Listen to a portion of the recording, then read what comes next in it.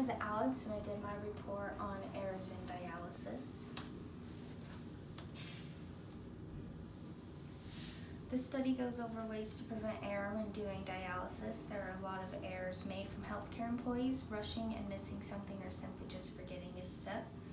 This project was done at my work.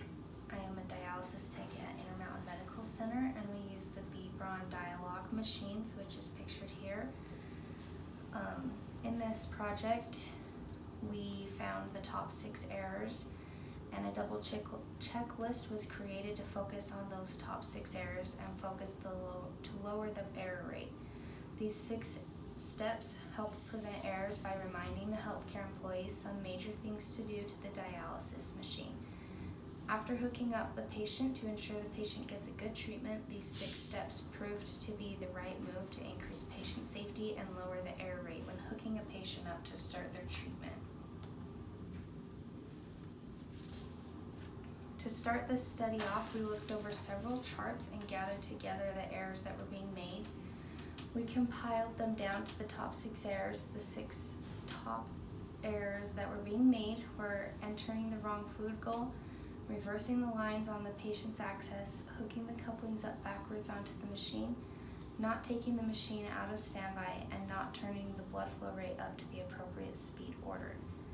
Missing just one of these steps could cause the patient to have a poor treatment, and some of these steps could even cause harm to the patient if forgotten.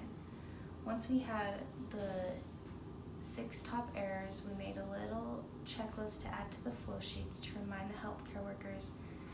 Next to the list, we added 2 lines for initials. In order for any of them to do this checklist, they needed to have another healthcare worker present, follow the 6 steps, and they each needed to initial that they double checked it. Once we had a list of errors put together to add to the flow sheets, we scheduled a staff meeting. We got all the employees together to educate them on the errors that were being made and how to do the double checklist. We explained to them how it needed to be done on every patient and why we were implementing it. The employees took it very well and thought it was nice to have a reminder. So now we're just going to go over the 6 errors that we focused on. The first one was the placement of the couplings. As you can see right here with the blue arrow, ensuring the couplings are placed correctly is important for the patient to get adequate dialysis. With the Braun machines that were used for dialysis, the blue couplings need to be on the top of the dialyzer and the red coupling needs to be on the bottom. This will ensure that fluid is getting pulled off the patient and the blood is getting cleaned adequately. This next arrow, the orange one, is pointing to this box right here with the 2 little yellow arrows. This is your end of therapy. This button tells the machine that treatment has started, and you need to type in that box how long their treatment is. Some patients have heart failure, so they can't handle a long treatment, so it's important that the time is correct for each patient. This button needs to be pushed so the machine knows when to stop the treatment. And right here under the circle says therapy end, and that will tell you exactly what time the treatment's going to end if you've done that step correctly. The third one is setting the goal. The goal in dialysis is how much fluid the machine is going to pull off the patient. When the patient first gets to dialysis, we get their weight in kilograms. After assessing the patient and determining how much fluid to take off that goes with their trends and will be safe, the goal is entered into the machine. This tells the machine how much fluid to pull off the patient. With this double check, it is super important to check the math and make sure it is correct so the goal is right for the patient.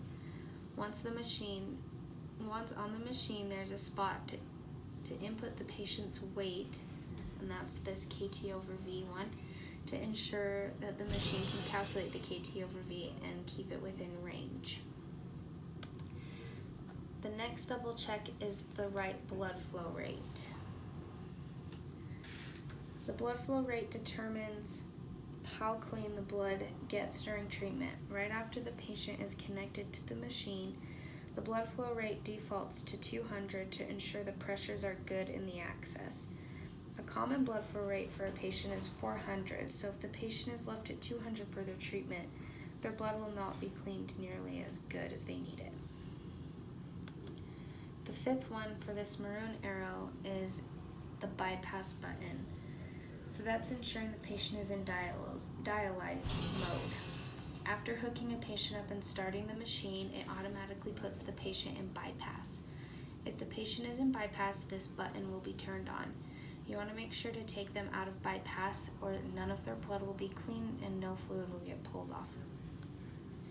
The last step is the blood pressure. Patients on dialysis need their blood pressure watched very closely. The machine is taking blood out of their body as well as pulling fluid from it. That can cause a huge shift in their blood pressure and it can drop drastically. It is important to check the blood pressure cycle is going so their blood pressures are being taken every 15 to 30 minutes.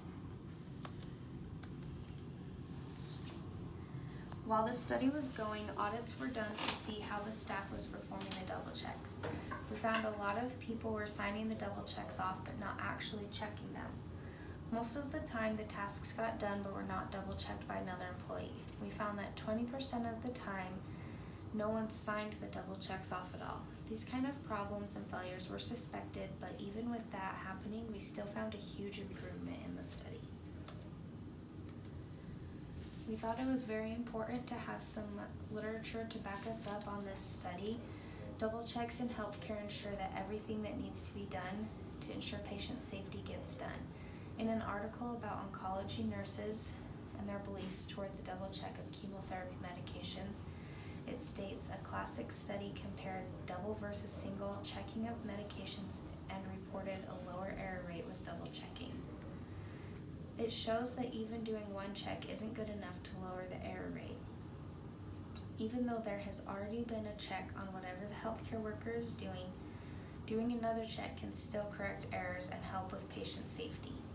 In another article conducted a study of doing double checks over video calls to nurses in the home with ventilators. It states that on every occasion that the video call was successful, nurses were 100% confident that they were able to carry out and fill full requirements of a double check. The use of the internet video calls is feasible for double checking and has the potential to improve patient safety and reduce costs. Errors in the healthcare setting happen a lot more than anyone would like to admit, and in another article it states that the impact of errors on healthcare professionals is rarely discussed. We hypothesize that issues regarding blame and guilt following errors in the ICU exist and may be dependent on type of practitioner, level of experience, and error type. As you can see by looking at this template, it didn't take very long to get this project going. There were two parts that took the longest. The first was gathering all the previous charts and coming up with the top 6 errors that needed to be taken care of. And then the second one was letting the project run. As you can see, it's not quite finished. It's scheduled to be done at September 1st, the end of this month. But we have already been gathering data and putting it together and reviewing what we have come up with. As you can also see with the costs, it was very low in cost as the only thing we had to buy was paper and ink to add the double checks to the flow sheets.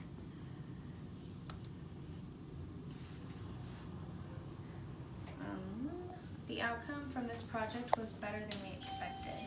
The error rate went down a whole 90%. The mistakes that were happening multiple times a day went to only a couple times a month. I was impressed with the results of this study. The biggest thing I was excited about was the increase in patient safety.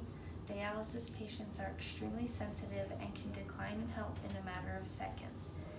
It is extremely dangerous for them to miss a treatment, and if some of the double checks do not get done, it could give the same results of them missing a treatment.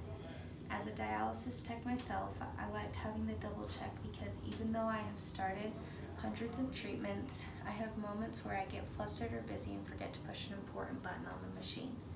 I've been grateful for the double check because makes me stop, think about what's important, and it makes me feel better that the patient is for sure getting an adequate treatment because I've double checked myself multiple times. These are just resources for my pictures, and if you would like to learn more about my project, then you can read my paper. Thank you for watching.